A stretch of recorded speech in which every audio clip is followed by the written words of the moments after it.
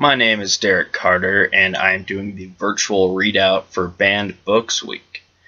My book that I am picking is More Scary Stories to Tell in the Dark by Alvin Schwartz. I originally read the first Scary Stories to Tell in the Dark in about 4th grade from, ironically enough, our school library. And it comes as no shock why these books are banned.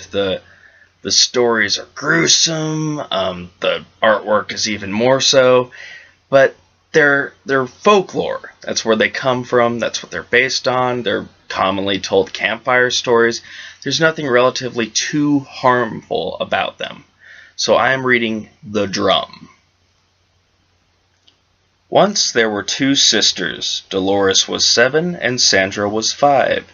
They lived in a small house in the country with their mother and their baby brother, Arthur. Their father was a seaman and was away on a long voyage. One day Dolores and Sandra were running across a field near their house when they met a gypsy girl playing a drum. Her family was camping in the field for a few days. As the girl played, a little mechanical man and woman came out of the drum and danced. Dolores and Sandra had never seen such a drum, and they begged the girl to give it to them. She looked at them and laughed. "I will give it to you, but only if you are really bad. Come back tomorrow and tell me how bad you were, and I will see."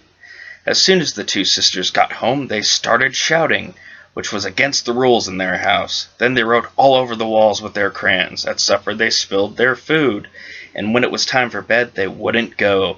They did everything they could think of to upset their mother. They were really bad. Early the next morning, they hurried off to find the gypsy girl. "We were really bad yesterday," they told her, "so please give us the drum." But when they told her what they had done, the gypsy girl laughed. "Oh, you must be much worse than that if I am to give you the drum," she said.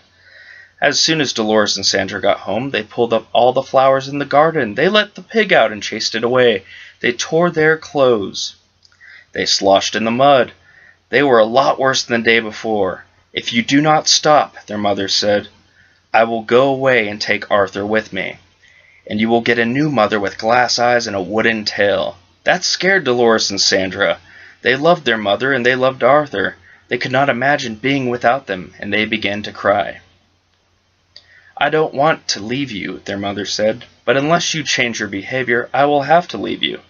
"We'll be good," the girls promised, yet they did not really believe that their mother would go away. "She is just trying to scare us," Dolores said later.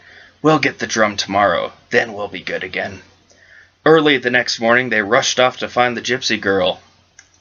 You can see where this is going. When they found her, she was playing with the drum again, and the little man and woman were dancing. They told the gypsy girl how bad they had been the day before. "That must be bad enough to get the drum," they said. "Oh no," said the gypsy girl, "you must be much worse than that." "But we promised our mother to be good from now on," said the girls. "If you really want the drum," said the gypsy girl, "you must be much worse." "It's only for one more day," Dolores told Sandra. "Then we'll have the drum." "I hope you're right," Sandra said. As soon as they got home, they beat the dog with a stick. That would have done it for me right there. They broke the dishes. They tore their clothes to pieces. They spanked their baby brother Arthur. Their mother began to cry. "You are not keeping your promise," she said. "We will be good," said Dolores. "We promise," said Sandra. "I can't wait much longer," said their mother. "Please try." Early the next morning, before their brother was awake, Dolores and Sandra ran to see the gypsy girl. They told her all about the bad things they had done the day before. "We were horrid," said Sandra. "We were worse than we have ever been. Can we please have the drum now, please?" "No," said the gypsy girl. "I never meant to give it to you. I thought this was just a game we were playing. I thought you knew that." Dolores and Sandra began to cry. They rushed home as quickly as they could, but their mother and Arthur were gone. "They're out shopping," said Dolores. "They'll be back soon." But they were not back when time for lunch came. Dolores and Sandra felt lonely and scared. They wandered through the fields the rest of the day. "Maybe they will be home when we get back," said Dolores. When they got home, they saw through the window that the lamps were lit. But they did not see their mother and Arthur. Instead, there was their new mother, her wooden tail thumping on the floor and her glass eyes glistening. So as you can imagine, that was banned for pretty much scaring the crap out of kids. The point of a book called Scary Stories to Tell in the Dark.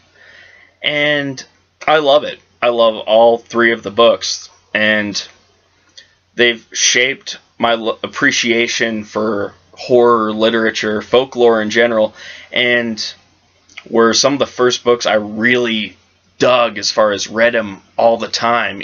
Even if I had read the story before, it still scared the crap out of me. So, yeah, it's a great book series. And if you can, try and track down the original books with creepy drawings like that, and not the toned-down new ones that played it a little safer.